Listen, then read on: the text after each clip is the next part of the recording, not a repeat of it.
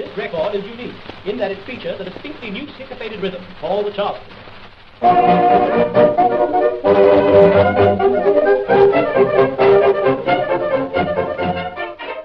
Chicago had the largest meatpacking industry in the country from the late 1860s to the early 1920s. During the Civil War, Chicago became an ideal center of meatpacking plants with the city's already booming railroad system. The plants were able to provide soldiers with canned meat from farmers' livestock, keeping soldiers fed and business high.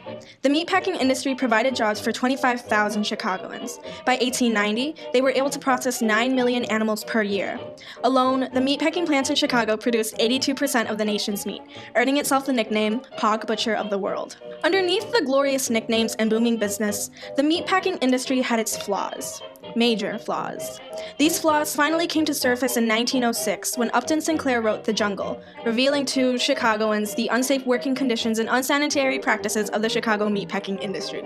Sinclair's expose led President Theodore Roosevelt to support the passage of the Pure Food and Drug Act and the Meat Inspection Act 5 months after the book was published. The passage of the law brought improvements to the standards of working conditions and quality of meat sold to consumers in the U.S. For 2 months in 1904, Sinclair lived with workers in Chicago's meatpacking district of Armour and Company, seeing for himself the terrible conditions the workers faced every day. He held interviews with the workers and accompanied them into the factories, noting every gruesome, upsetting detail he saw. Eventually, his research led to the creation of his 31-chapter book, The Jungle. The Jungle tells the story of Jurgis Rutkus, a Lithuanian immigrant, and his experience in the meatpacking industry of Chicago. The book explains that at most, workers would be paid 50 cents an hour for their dangerous work. However, Sinclair explains, "A man might work full 50 minutes, but if there was no work to fill out the hour, there was no pay for him." Sinclair also delves into great detail about the lack of safety precautions taken when dealing with the preparation of meat. Workers did not wear gloves, leaving their bare skin exposed to deadly acid. The wool pluckers had to pull off acid-covered wool from sheep that oftentimes would have eaten their fingers off. When killing the livestock, you plunged your knife into the animals and they would burst and splash foul-smelling stuff into your face. Workers who dealt with knives would constantly slice their hands on the job and have to continue working. Oftentimes, butchers would chop off their thumbs as they held the meat into place. Sinclair described, "You could scarcely find a person who had the use of his thumb.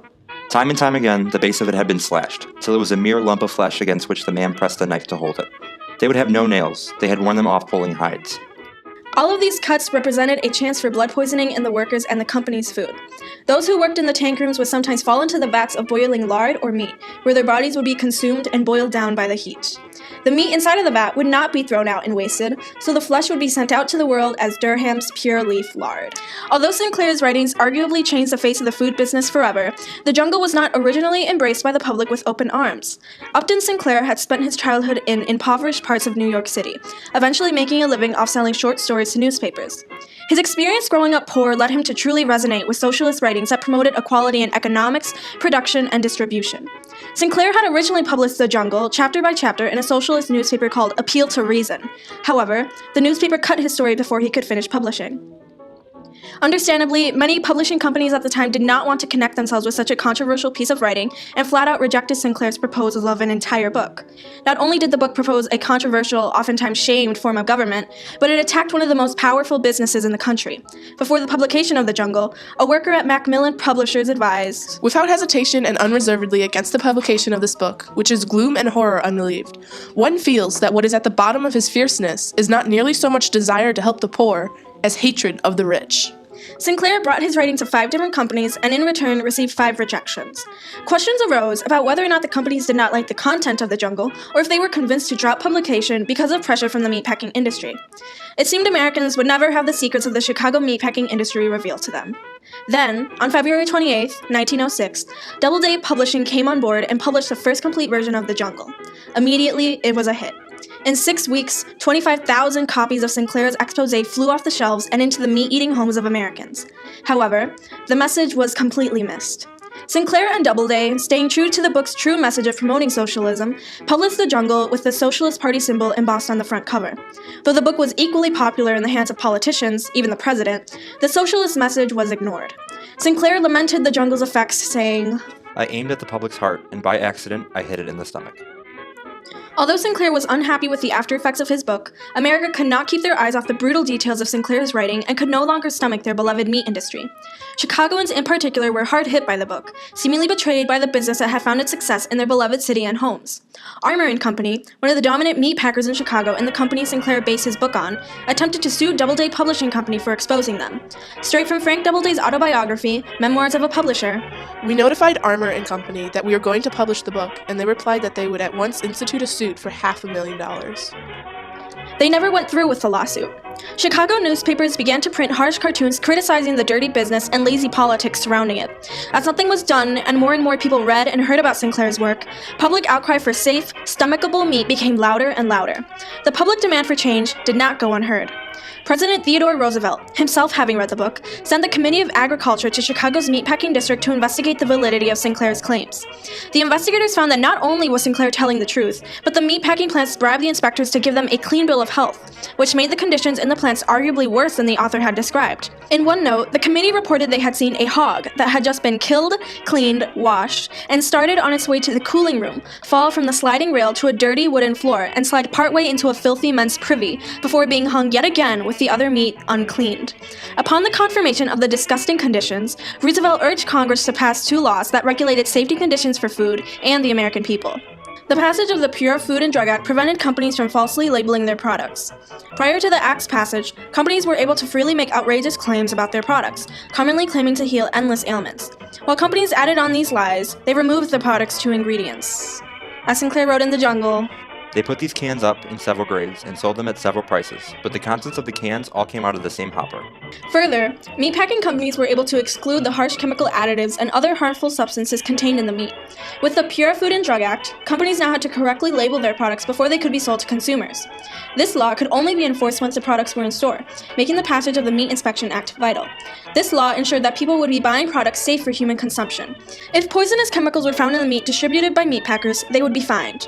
The inspections, paid for by the government, pushed companies to stray away from the lethal preservatives they had used beforehand, such as borax, salicylic acid, and formaldehyde. The law also stated that companies had to adopt humane methods of slaughter when killing their livestock. Previously, meatpacking companies generally slaughtered their livestock by smashing in their heads with sledgehammers and cutting off their heads while the animals were stunned but still conscious. This common method left workers in the slaughter room standing in animal blood half an inch deep, as described by Sinclair. The mandate of humane slaughter, while progressive, remained ambiguous until 1960. From 1955 to 1960, concerned politicians and humane societies fought meatpacking and cattle companies to pass more specific, controlled laws regarding humane slaughter.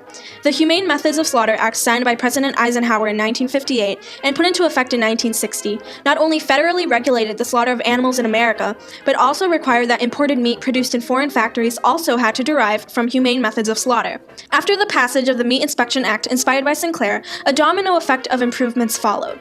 The new law specifically stated, in the case of cattle, calves, horses, mules, sheep, swine, and other livestock, all animals are rendered insensible to pain by a single blow or gunshot or an electrical, chemical, or other means that is rapid and effective, before being shackled, hoisted, thrown, cast, or cut.